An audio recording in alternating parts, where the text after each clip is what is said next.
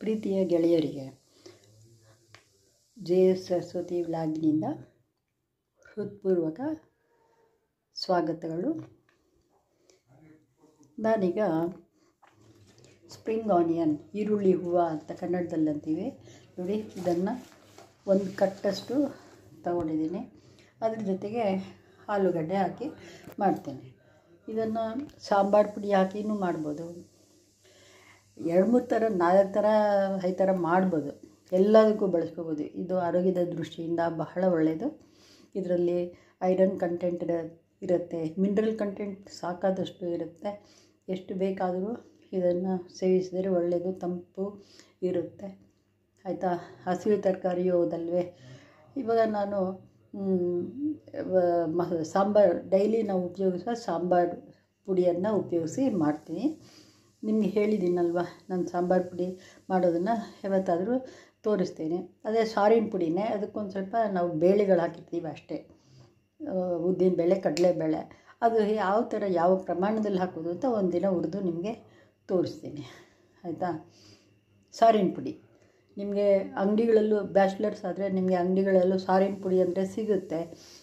ಅಥವಾ ಸಾಂಬಾರು ಪುಡಿನಾದರೂ ತೊಗೊಂಬನ್ನಿ. ಸಾಂಬಾರು ಪುಡಿ ತಂದರೆ ಬೇಳೆಗಳು ಹಾಕೋ ಕೆಲಸ ಇಲ್ಲ, ಸಾರಿನ ಪುಡಿ ತಂದರೆ ಬೇಳೆಗಳು ಹಾಕಬೇಕಾಗತ್ತೆ. ಸಾಂಬಾರು ಪುಡಿಯನ್ನೇ ತೊಗೊಂಬಂದು ಮಾಡಿ, ತುಂಬ ಚೆನ್ನಾಗಿರುತ್ತೆ.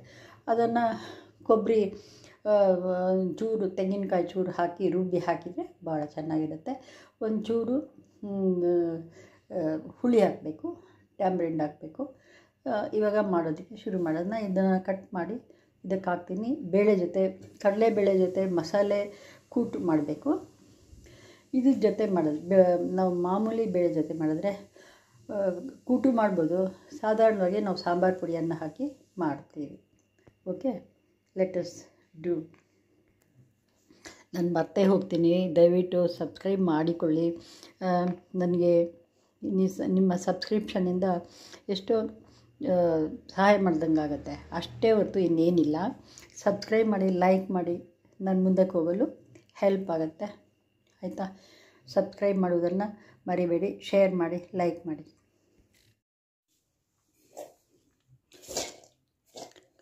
ಕಟ್ ಮಾಡಿದಂತಹ ಇದು ಈರುಳ್ಳಿ ಹೂವು ಅಥವಾ ಇಂಗ್ಲೀಷ್ನಲ್ಲಿ ಸ್ಪ್ರಿಂಗ್ ಆನಿಯನ್, ಆಲೂಗಡ್ಡೆ, ಇವೆರಡನ್ನು ತೊಳೆದು ಬೇಳೆ ಜೊತೆ ಸೇರಿಸಿ, 1 ಲೋಟ ಬೇಳೆ ಅಂದರೆ 100 ಗ್ರಾಮ್ಗಿಂತ ಒಂಚೂರು ಜಾಸ್ತಿ ಬೇಳೆ ಅಷ್ಟು ಹಾಕಿ ತೊಳೆದು ಚೆನ್ನಾಗಿ ಇದರಲ್ಲಿ ಕುಕ್ಕರಲ್ಲಿ ಹಾಕಿ 5 ವಿಷಲ್ ಕೂಗಿಸಿದ್ದೇನೆ.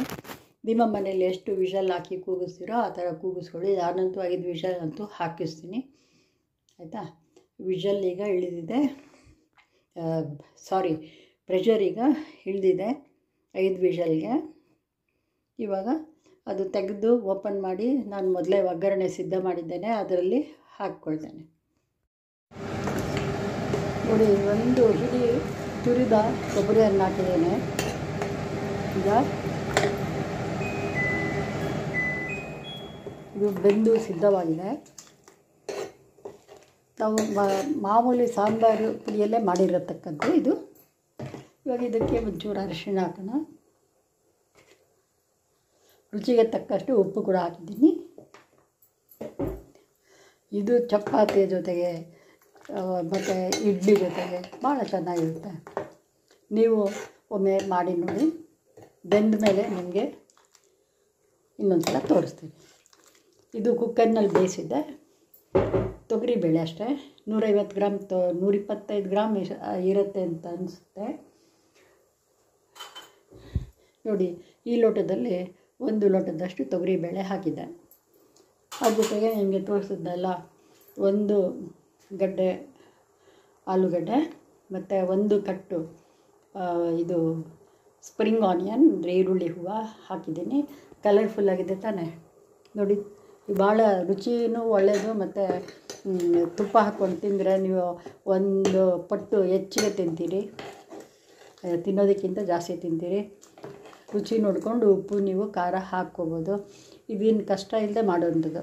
ಇದೊಂದು ರುಬ್ಬಿ ಮಾಡುವಂಥದ್ದು, ಅದು ಇನ್ನೊಂದು ಸಲ ತೋರಿಸ್ತೀನಿ. ಬ್ಯಾಚುಲರ್ಸ್ ಎಲ್ಲ ಪುಡಿ ಹಾಕ್ಕೊಂಡು ಈ ಥರ ಒಂದು ಸ್ವಲ್ಪ ಇದು ಹಾಗೆ ಮಾಡ್ಕೋಬೋದು, ಇಲ್ಲ ತೆಂಗಿನಕಾಯಿ ತುರಿ ಮಾಡ್ಕೋಬೋದು.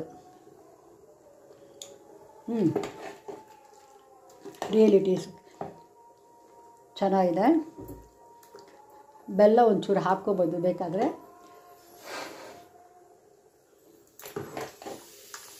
ಅದು ರುಚಿಯನ್ನು ಕೂಡಿಸುತ್ತೆ. ಒಂಚೂರು ಖಾರದ ಪುಡಿ ಬೇಕನ್ನಿಸ್ತಾ ಇದೆ.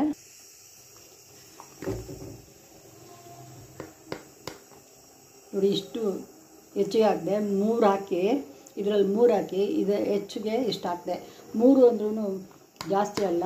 ನಿಮಗೆ ಅದು ಗೊತ್ತಾಯ್ತೋ ಅಲ್ವಾ ಇಲ್ವೋ ಅಂತ ಮತ್ತೊಂದು ಸಲ ತೋರಿಸ್ತಿದ್ದೀನಿ ನೋಡಿ. ಇಷ್ಟು ಚಿಕ್ಕ ಸ್ಪೂನಲ್ಲಿ 3 ಸ್ಪೂನ್ ಹಾಕಿದ್ದೆ.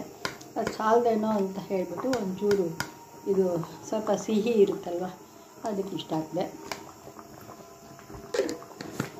ಇವಾಗ ನಮ್ಮ ಸ್ಪ್ರಿಂಗ್ ಆನಿಯನ್ ಸಾಂಬಾರು ರೆಡಿಯಾಗಿದೆ. ಬಹಳ ರುಚಿಯಾಗಿದೆ.